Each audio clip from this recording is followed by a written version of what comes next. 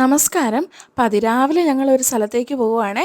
പോകും വഴിയുള്ള കാഴ്ചകളാണ് ഈ കാണുന്നത്. എത്ര മനോഹരമാണല്ലേ ഈ കാഴ്ചകൾ.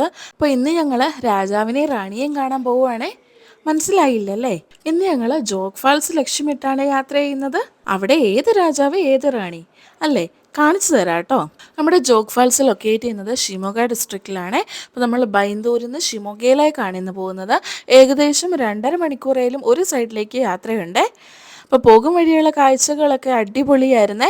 എത്ര യാത്ര ചെയ്താലും കൊതി തീരാത്ത ഒരാളാണ് ഞാൻ. ഒരിക്കലും മടുപ്പ് വരുത്തുമില്ല. ഇനി എങ്ങോട്ടേലൊക്കെ അങ്ങ് പോകണമെന്നാണ് എപ്പോഴും ചിന്ത.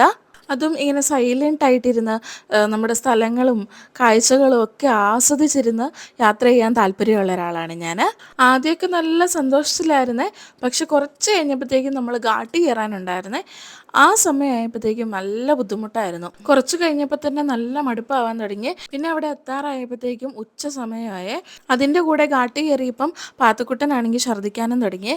ഞാനും പാത്തും എവിടെ പോയാലും ഞങ്ങൾക്ക് ഒരു കുഴപ്പമില്ലാത്തതായിരുന്നു. പക്ഷേ ഇത്തവണ എന്തോ ഒരു മടുപ്പായി പോയേ. അങ്ങനെ എല്ലാവരും ഹാപ്പി ആണെങ്കിലും കുറച്ച് ടയേർഡായിരുന്നേ. ഞങ്ങളെ ഇടയ്ക്കിടയ്ക്കൊക്കെ നിർത്തി കുറച്ച് സമയമൊക്കെ ഇറങ്ങി നിന്നതിന് ശേഷം പതുക്കെയാണ് ട്രാവൽ ചെയ്തത്. അങ്ങനെ ലാസ്റ്റ് നമ്മുടെ ഡെസ്റ്റിനേഷൻ നമ്മൾ എത്തിക്കഴിഞ്ഞു. നമ്മുടെ ജോഗ് ഫാൾസ് കാണാനായിട്ട് പോവുകയാണേ. അപ്പോൾ ഞങ്ങൾ എല്ലാവരും നല്ല എക്സൈറ്റഡ് ആയിരുന്നേ. ഇപ്പോൾ ഉള്ളിലേക്ക് കയറി ടിക്കറ്റ് എടുക്കാനുണ്ടായിരുന്നേ. ഒരാൾക്ക് 80 രൂപയായിരുന്നു ടിക്കറ്റ്. അതുകൂടാതെ പാർക്കിങ്ങിന് വേറെ തന്നെ എമൗണ്ട് കൊടുക്കണമായിരുന്നു. ജോഗ് ഫാൾസിനെ കുറിച്ച് പറയുകയാണെങ്കിൽ ഇന്ത്യയിലെ തന്നെ സെക്കൻഡ് ലാർജസ്റ്റ് പ്ലഞ്ച് വാട്ടർഫാൾ ആണ്. പ്ലഞ്ച് വാട്ടർഫാൾ എന്ന് പറഞ്ഞാൽ അത് ഫ്ലോ ചെയ്യുന്ന റോക്കിൽ പിന്നെ കോണ്ടാക്റ്റ് ഉണ്ടാകത്തില്ല, അങ്ങനെയുള്ള ഒരു വാട്ടർഫാൾ ആണ്. എൻട്രൻസിൻ്റെ അവിടെ നിന്ന് അധിക ദൂരമൊന്നും ഇല്ലായിരുന്നു നമ്മുടെ വ്യൂ പോയിന്റിലേക്ക്. ഇപ്പോൾ ഒരു വ്യൂ പോയിന്റ് മാത്രമേ ഓപ്പൺ ഉള്ളൂ എന്നാണ് ഇവർ പറഞ്ഞത്. ഇവിടെ ഗൈഡ്സ് വേണമെങ്കിൽ അവൈലബിൾ ആണ്. അതിന് എക്സ്ട്രാ പേ ചെയ്യേണ്ടി വരും. ഇവിടെ കുറേ കൺസ്ട്രക്ഷൻ വർക്കൊക്കെ നടന്നുകൊണ്ടുണ്ട്. പാർക്കിങ്ങിന് എക്സ്ട്രാ ഫീസ് ചാർജ് ചെയ്യുന്നുണ്ടെങ്കിലും പ്രത്യേകം സ്ലോട്ടൊന്നും ഇതിന് തരില്ല. അപ്പോൾ നമ്മൾ ഇങ്ങനെ ഇട്ടേക്കുന്ന പോലെ തന്നെ സൈഡിൽ എവിടെയെങ്കിലും പാർക്ക് ചെയ്യേണ്ടി വരും. അപ്പോൾ ഒരുപാട് ആളുണ്ടായിരുന്നേ. ഓഫ് സീസൺ ആയതുകൊണ്ട് തന്നെ ഇത്രയും ആൾ നമ്മൾ പ്രതീക്ഷിച്ചില്ല. പക്ഷേ നല്ല ആളുണ്ടായിരുന്നു. ജോഗ് ഫാൾസ് ഒരു സീസണൽ വാട്ടർഫാൾ ആണ്. ഇതിൻ്റെ ശരിക്കുള്ള ബ്യൂട്ടി കാണണമെന്നുണ്ടെങ്കിൽ മഴക്കാലത്ത് തന്നെ വരണേ. ഇപ്പോൾ വെള്ളം കുറവായിരിക്കും. ശരാവതി റിവറിൽ നിന്നാണ് കേട്ടോ നമ്മുടെ ഈ ജോഗ് ഫാൾസ് ഒറിജിനേറ്റ് ചെയ്യുന്നത്. മഴക്കാലത്താണ് ശരാവതി റിവർ കുത്തിയൊലിച്ചൊഴുകുന്നത്. ആ സമയത്തായിരിക്കും ജോഗ് ഫാൾസ് കുറച്ചും കൂടെ ബ്യൂട്ടിഫുൾ ആയിട്ട് കാണാൻ പറ്റുന്നത്. ഇപ്പോൾ ബ്യൂട്ടി ഇല്ലെന്നല്ല, ഇപ്പോഴും കാണാൻ നല്ല രസമാണ്. ഇത് കണ്ടപ്പോൾ ഇത് ജോഗ് ഫാൾസ് അല്ല കേട്ടോ, ഇത് മറ്റേതോ ഒരു ഫാളാണ്. ഇതിൻ്റെ പേരൊന്നും എനിക്കറിയില്ല, പേരുണ്ടോയെന്നും അറിയില്ല. അപ്പം ഇതാണ് കേട്ടോ ആദ്യം കണ്ടത്. നമ്മൾ വണ്ടി നിർത്തി അങ്ങ് അറ്റത്തായിരുന്നു നമുക്ക് വണ്ടി നിർത്താൻ സ്ഥലം കിട്ടിയത്. അപ്പോൾ അവിടെ നിന്ന് ഇങ്ങോട്ട് നടന്നു വന്നപ്പം ആദ്യം കണ്ട ഫാൾസ് ആയിരുന്നേ. അവിടെ ഇവിടെ എല്ലാം പാറക്കെട്ടുകളുടെ ഇടയ്ക്കൊന്ന് ചെറിയ ചെറിയ വെള്ളച്ചാട്ടങ്ങൾ കാണുന്നുണ്ടായിരുന്നേ. ഇതൊക്കെ കാണുമ്പോൾ എത്ര സന്തോഷമെന്നറിയോ. ഇങ്ങനെയുള്ള സ്ഥലങ്ങൾ വേണേൽ പോയി കാണാനായിട്ട്. പ്രകൃതി നമുക്ക് വേണ്ടി എന്തൊക്കെ തരത്തിലുള്ള കാഴ്ചകളാണല്ലോ ഒളിപ്പിച്ച് വെച്ചേക്കുന്നത്. അപ്പോൾ അവിടുന്ന് നമ്മൾ അവിടെ നോക്കിയപ്പം കുറച്ച് ഇപ്പുറത്തായിട്ട് നമ്മുടെ ഡാമിൻ്റെ ഭാഗങ്ങളാണ് കേട്ടോ കണ്ടത്. അത് വളരെ ക്ലിയർ ആയിട്ടൊന്നും കാണാൻ പറ്റിയില്ല. ഹൈഡ്രോ ഇലക്ട്രിക് പവർ സ്റ്റേഷൻ ആണോന്നും അറിയില്ല. എന്തോ ഒരു ബിൽഡിംഗ് അവിടെ ഉണ്ടായിരുന്നു. അവിടെ പേരൊന്നും എഴുതിയൊന്നും വെക്കാത്തതുകൊണ്ട് തന്നെ നമുക്ക് ക്ലിയർ ആയിട്ട് എന്താണെന്ന് മനസ്സിലായില്ല. വെള്ളം സപ്ലൈ ചെയ്യുന്ന പൈപ്പുകളൊക്കെ നമുക്ക് കുറച്ചും കൂടെ സൂം ചെയ്ത് നോക്കിയാൽ കാണാൻ പറ്റും. അപ്പോൾ ഇതിലേക്ക് കുറച്ചും കൂടെ ക്ലിയർ ആയിട്ട് കാണാനായിട്ട് സ്റ്റെപ്പുകളൊക്കെ വെച്ചിട്ടുണ്ടായിരുന്നേ. പക്ഷെ അതിലേക്കൂടെ ഇറങ്ങിപ്പോയാൽ പാത്തും പുറകെ വരുമല്ലോ. അതുകൊണ്ട് തന്നെ ഞങ്ങൾ അതിലേക്കൊന്നും ഇറങ്ങിപ്പോയില്ല. ഇതെന്താണെന്ന് അറിയണമെന്നൊരു ആഗ്രഹം ഉണ്ടായിരുന്നു, പക്ഷെ അത് മനസ്സിലാക്കാനായിട്ട് പറ്റിയില്ല.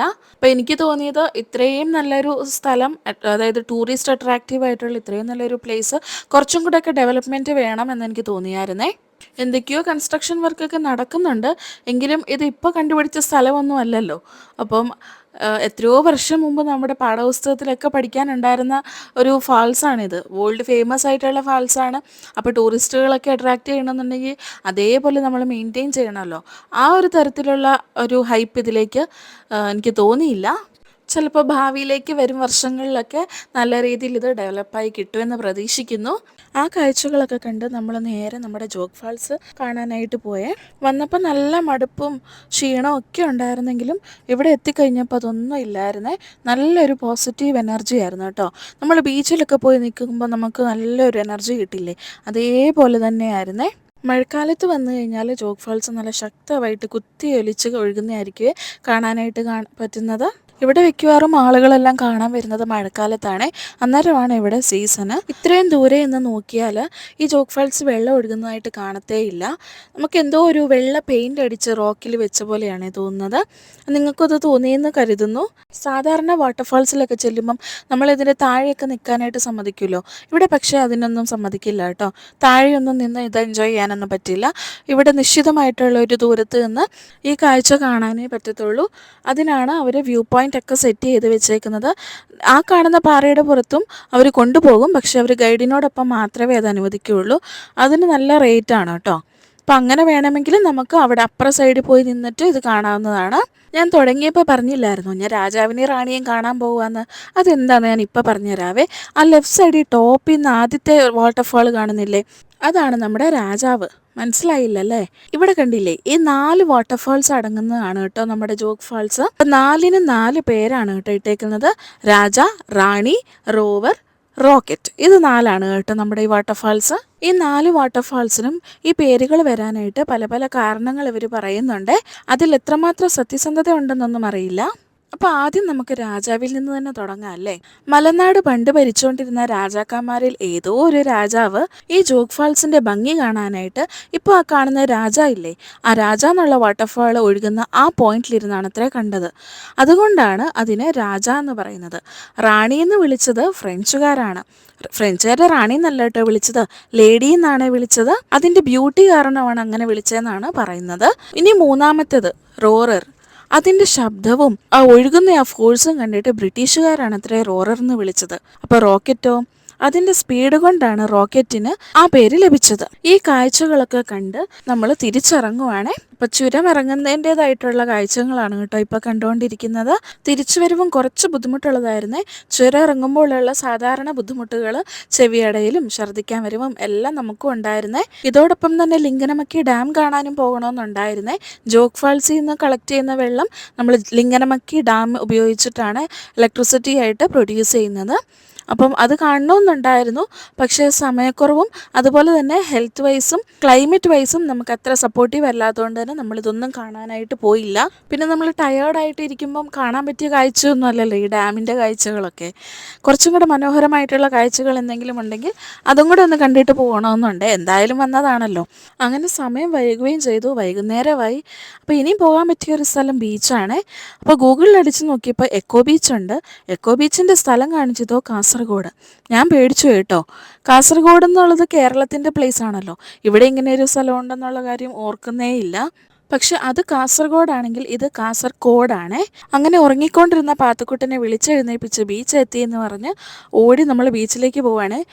ഇത്തവണയെങ്കിലും സൂര്യാസ്തമയം ഒന്ന് കാണണമെന്നുണ്ട്. എല്ലാ പ്രാവശ്യവും മിസ് ചെയ്യുവേ. അങ്ങനെ എക്കോ ബീച്ചിലെ കാഴ്ചകളിലേക്ക് പോയപ്പോൾ ആദ്യം തന്നെ കണ്ടത് ഈ ഒരു പാർക്കാണ്. പിള്ളേർക്ക് വേണ്ടിയിട്ട് അറേഞ്ച് ചെയ്ത് വെച്ച ഈ പാർക്ക് നല്ല നീറ്റുമായിരുന്നു. നല്ല എന്താ പറയുക, നല്ലതായിട്ട് അവർ മെയിൻറ്റെയിൻ ചെയ്തിട്ടുണ്ടായിരുന്നേ. പാർക്കിലേക്ക് പിന്നെ പോകാം, സൂര്യാസ്തമയം മിസ്സാവില്ലല്ലോ. അതുകൊണ്ട് തന്നെ നമ്മൾ പെട്ടെന്ന് തന്നെ ബീച്ചിലേക്ക് ഇറങ്ങിയേ. പോകും വഴിയെല്ലാം കണ്ടില്ലേ, അവരെത്ര നന്നായിട്ടാണ് ഇത് മെയിൻറ്റെയിൻ ചെയ്തേക്കുന്നത്. അത് മാത്രമല്ല നല്ല രീതിയിൽ ഡെക്കറേറ്റീവായിട്ടും വെച്ചിട്ടുണ്ട്. ഇവിടെ നമുക്ക് ചിലവഴിക്കാൻ അധിക സമയമൊന്നും ഇല്ല. കിട്ടുന്ന സമയം നല്ല മനോഹരമായിട്ട് തന്നെ എൻജോയ് ചെയ്യണമെന്നാണ് വിചാരിച്ചിരിക്കുന്നത്. നേരത്തെ തന്നെ വീട്ടിലെത്തണം. ഇവിടെ നിന്ന് ഇനിയും കുറേ ദൂരം ഉണ്ടെന്നാണ് കേട്ടോ തോന്നുന്നത്. ഇവിടെ നമുക്ക് അധികം പരിചയമില്ലാത്ത സ്ഥലമായതുകൊണ്ട് തന്നെ ദൂരങ്ങളൊന്നും നമുക്കറിയില്ല. എങ്കിലും ബീച്ചിലേക്കല്ലേ വന്നേക്കുന്നത്, അപ്പോൾ പിന്നെ സമയം പറയണ്ടല്ലോ. എത്ര സമയം ചിലവഴിച്ചാലും മതിവരാത്ത ഒരു സ്ഥലമാണല്ലേ ബീച്ച്. അപ്പോൾ വെള്ളത്തിൽ കളിക്കാൻ എത്ര പേർക്ക് താല്പര്യമുണ്ട്? എനിക്ക് വെള്ളത്തിൽ കളിക്കാനൊക്കെ ഇഷ്ടമാണ്. പക്ഷെ ഡ്രസ്സ് നനയല്ലോ, അതൊരു പേടിയാണേ. എപ്പോഴും ബീച്ച് കണ്ടാൽ ആദ്യം ഓടുന്ന പാത്തു ഇത്തവണ ഉറക്കപ്പിച്ചിലായതുകൊണ്ട് തന്നെ ആള് നല്ല മൂഡ് ഓഫ് ആയിരുന്നേ. അതുകൊണ്ട് നമുക്കും അത്രയധികം അങ്ങോട്ട് എൻജോയ് ചെയ്യാൻ പറ്റിയില്ല.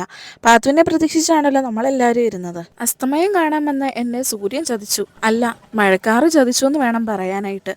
സൂര്യൻ ഇങ്ങനെ താണ് വരുമായിരുന്നേ. ഞാനത് നോക്കി വീഡിയോ പിടിക്കാനായിട്ട് നിൽക്കുമായിരുന്നു. അവസാനം എന്തായി, മഴക്കാറ് കാരണം സൂര്യൻ അതിലങ്ങ് മാഞ്ഞുപോയി. എന്തായാലും അസ്തമിച്ചല്ലോ, അത് മതി. അങ്ങനെ ഞങ്ങൾ കുറേ സമയം വെള്ളത്തിൽ കളിച്ച് നനയെടുത്തുന്നോർത്ത് സൈഡിൽ മാറി നിന്ന് എന്നെ ഒരു തിര ചതിച്ചു. മൊത്തം നനഞ്ഞു കേട്ടോ. അതിനുശേഷം പാൻറ് കഴുകാൻ പോയതാണ്, പിന്നെയും നനഞ്ഞു. അങ്ങനെ എന്തായാലും മൊത്തത്തിൽ നനഞ്ഞു കിട്ടി. അതിനുശേഷം എന്താ പാത്തു എന്നൊക്കെ എഴുതിയിട്ട് ഞങ്ങൾ അവിടെ നിന്ന് ഇറങ്ങി. കുറച്ച് സമയം പാത്തുവിനെ ആ പാർക്കിലൊന്ന് കളിപ്പിക്കണമെന്നുണ്ട്.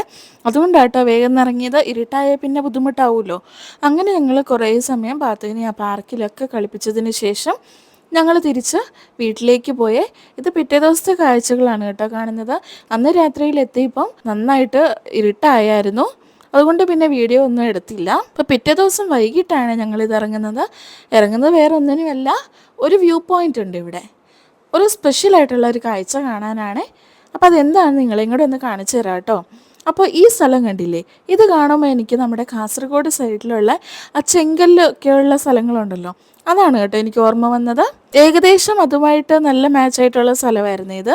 എക്കോ ബീച്ച് ചോദിച്ചു ബാക്കി എല്ലായിടത്തും നമുക്ക് എൻട്രി ഫീസ് വാങ്ങിച്ചേ. ഇവിടെ എന്തിനാണ് ഫീസ് വാങ്ങിച്ചതെന്ന് മനസ്സിലായില്ല കേട്ടോ. ചെറിയൊരു പാർക്ക് സെറ്റപ്പൊക്കെ ഉണ്ടായിരുന്നു. എങ്കിലും ഇങ്ങനെയുള്ള സ്ഥലങ്ങൾക്കൊക്കെ എൻട്രി ഫീസൊക്കെ വെക്കുന്നത് മോശമായിട്ടാണ് എനിക്ക് തോന്നിയത്. ഈ സ്ഥലത്താണെങ്കിൽ അവർ പ്രോപ്പറായിട്ട് മെയിൻറ്റെയിനും ചെയ്യുന്നില്ലായിരുന്നു. നോക്കിയേ, കാട് പിടിച്ച് കിടക്കുന്നത്. നമ്മളവിടെ എത്തി കേട്ടോ. ഇതാണ് കേട്ടോ ചെറിയൊരു പാർക്ക് സെറ്റപ്പ് എന്ന് ഞാൻ പറഞ്ഞത്. ഇത്രയുമാണ് കേട്ടോ അവർ എൻട്രി ഫീസൊക്കെ വാങ്ങിക്കുന്നത്. എന്തെങ്കിലുമൊക്കെ ഡെവലപ്മെൻറ്റ് വരുത്തുവാണെങ്കിൽ കുഴപ്പമില്ല. ഇനി നമ്മുടെ ആ സ്പെഷ്യലായിട്ടുള്ള വ്യൂ കാണണമെന്നുണ്ടെങ്കിൽ ഇത് ആ കാണുന്ന സ്റ്റെപ്പൊക്കെ കണ്ടില്ലേ, അപ്പോൾ അത് കയറി അതിൻ്റെ മുകളിൽ നിന്നിട്ട് വേണേ നമ്മൾ ആ കാഴ്ച കാണാനായിട്ട്. ഇവിടെ എന്തൊക്കെയോ സെറ്റപ്പൊക്കെ ആക്കി വെച്ചിട്ടുണ്ട്. പക്ഷെ കാട് കയറി കിടക്കുവായതുകൊണ്ട് തന്നെ അങ്ങോട്ട് പോകാൻ പേടിയായിരുന്നേ. അങ്ങോട്ടൊന്നും പോയില്ല കേട്ടോ. അപ്പോൾ നമ്മൾ നേരെ ഇനി നമ്മുടെ ആ വ്യൂ പോയിൻ്റ് കാണാമെന്നോർത്ത് അങ്ങോട്ട് പോവുകയാണ്. അവിടെ കുറച്ച് പേരൊക്കെ ഉണ്ടായിരുന്നേ. പിന്നെ ഞങ്ങൾ പോയതിന് ശേഷം കുറച്ച് ആളുകളൊക്കെ വന്നു കേട്ടോ. നമ്മൾ കുറച്ച് നേരത്തെ ആയിപ്പോയി എന്ന് തോന്നുന്നു. അപ്പോൾ ഇതാണ് കേട്ടോ ഞാൻ പറഞ്ഞ ആ കാഴ്ച. എന്താണെന്ന് മനസ്സിലായോ? ഈ റൈറ്റ് സൈഡിലുള്ളത് നമ്മുടെ ബീച്ചാണേ, ഈ ലെഫ്റ്റ് സൈഡിലുള്ളത് പുഴയും. അപ്പോൾ മനസ്സിലായല്ലോ, പുഴയും ബീച്ചും കൂടെ ചേരുന്ന സ്ഥലമാണ് കേട്ടോ ഇത്. ഇങ്ങനെയുള്ള കാഴ്ചയൊക്കെ കുറവല്ലേ നമ്മൾ കാണുന്നത്. അതുകൊണ്ടാണ് കേട്ടോ സ്പെഷ്യലാന്ന് പറഞ്ഞത്. ഇത് അവിടെ ചെറുതായിട്ട് കാണുന്നുണ്ട് പൊട്ടുപൊട്ട് പോലെ. അത് നമ്മുടെ ബോട്ടാണ് കേട്ടോ, ഫിഷിങ്ങിന് പോയ ബോട്ടാണ് ഞാൻ കാണുന്നത്. പക്ഷെ ഇവിടുന്ന് കണ്ടിട്ട് മനസ്സിലാവുന്നേ ഇല്ലായിരുന്നു കേട്ടോ. ഞാൻ ഈ ബോട്ട് ഒന്നും കൂടെ ഒന്ന് സൂം ചെയ്ത് കാണിക്കാവേ, അപ്പോഴെങ്കിലും മനസ്സിലാവുമെന്ന് നോക്കാമല്ലോ. ഒരുപാട് ബോട്ടുണ്ടായിരുന്നു കേട്ടോ. ഇവിടെ നല്ല ഫ്രഷ് മീനൊക്കെ കിട്ടുവേ, പക്ഷെ നല്ല റേറ്റാണ്. ഈ താഴെ കാണുന്ന ബീച്ചിലേക്ക് പോകാനുള്ള റൂട്ട് ഇതിലേക്കൂടെ ഉണ്ട് കേട്ടോ. പക്ഷെ നമുക്ക് സമയമില്ലാത്തതുകൊണ്ട് തന്നെ നമ്മൾ പോയില്ല. പിന്നെ ഇന്നലെ നമ്മൾ ബീച്ചിൽ പോയായിരുന്നല്ലോ, അതുകൊണ്ട് തന്നെ നമ്മൾ ഇവിടുന്ന് ഈ കാഴ്ച കണ്ടു. അതിനുശേഷം പെട്ടെന്ന് തന്നെ ഇറങ്ങിയേ. ഇവിടെ പോകാനാണെങ്കിൽ ഒരുപാട് സ്ഥലങ്ങളുണ്ട് പോകാനും കാണാനും ഒക്കെ. പക്ഷേ ഇതിന് വേണ്ടിയിട്ട് നമ്മൾ കുറേ ദിവസങ്ങൾ സ്പെൻഡ് ചെയ്യണം. അല്ലാതെ ഒറ്റ ദിവസം കൊണ്ടൊന്നും കംപ്ലീറ്റ് ചെയ്യാൻ പറ്റില്ല കേട്ടോ. അപ്പോൾ താഴേക്ക് നമ്മൾ ഇറങ്ങി. അതിനുശേഷം എന്താ എല്ലാവരും പാർക്കിലേക്ക് ഒറ്റ ഓട്ടോ ആയിരുന്നേ. അപ്പോൾ ഓരോരുത്തരും ഓരോന്നിലിരുന്ന് കളിക്കാൻ തുടങ്ങി. ഇവിടെ നോക്കിയാൽ തീരെ ചെറിയ 2 പിള്ളേരാണ് കേട്ടോ ഇവിടെ സീസോയിൽ കളിക്കുന്നത്. വേറൊരു കുഞ്ഞുവാവയാണെങ്കിൽ ഇത് ഊഞ്ഞാലിരുന്ന് ആടുവാണേ. ഏറ്റവും വലിയ ആളുണ്ട് ഇവിടെ, പാത്തുവിനാണെങ്കിൽ ഒന്നും പറ്റൂല, ഇതൊന്നും കളിക്കാനുള്ള മൂടേ ഇല്ല. അവളെ നിർബന്ധിച്ച് നമ്മൾ ഇതിൽ കയറ്റുമായിരുന്നു കേട്ടോ, ഈ സ്ലൈഡിൽ. അവിടെ ഇരുത്തിയതിന് ശേഷമോ അവൾക്ക് നിരങ്ങാനേ മടി. അവൾ അവിടെ പിടിച്ച് പതുക്കെ ഇരുന്നൊക്കെയാണ് വന്നത്. ഈ വീഡിയോ ഇട്ടതിന് ശേഷം കുഞ്ഞു പിള്ളേരെല്ലാം കൂടെ എന്നെ പൊങ്കാല ഇടുവോന്ന് അറിയില്ല കേട്ടോ. എങ്കിലും ഒരു രസം. പൊങ്കാല ഇട്ടാലും സാരമില്ല, പിന്നീട് കാണുമ്പോൾ അതൊരു ഓർമ്മയാണല്ലോ. പാത്തുവിന് ഇവിടെ വന്നു കഴിഞ്ഞപ്പോൾ എന്നെ വേണ്ട കേട്ടോ. ചേട്ടയും മിറ്റും ആശിയും അപ്പച്ചയും അമ്മച്ചിയും ഒക്കെ മതിയേ.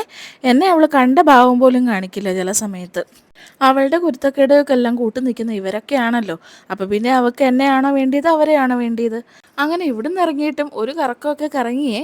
ബന്ധുക്കളുടെ വീടുകളിലും എല്ലാം പോയതിന് ശേഷം ഇന്നും ഞങ്ങൾ രാത്രിയായി വീട്ടിലെത്തിയപ്പം. ഇന്നെങ്കിലും നേരത്തെ എത്തണമെന്ന് വിചാരിച്ചേ, നടന്നില്ല. ഇന്ന് രാത്രിയായേ. അങ്ങനെ ഒറ്റ യാത്ര കൊണ്ട് തന്നെ ഒരുപാട് സ്ഥലങ്ങളും ഒരുപാട് കാഴ്ചകളും വ്യത്യസ്തമായിട്ടുള്ള അനുഭവങ്ങളും ഒക്കെ എക്സ്പ്ലോർ ചെയ്യാൻ പറ്റിയതിൻ്റെ സംതൃപ്തിയിലാണ് ഞാനും. സമയം കിട്ടുമ്പോൾ ഇങ്ങനെയൊക്കെ എല്ലാവരും യാത്ര പോകണമെന്നാണ് എൻ്റെ അഭിപ്രായം.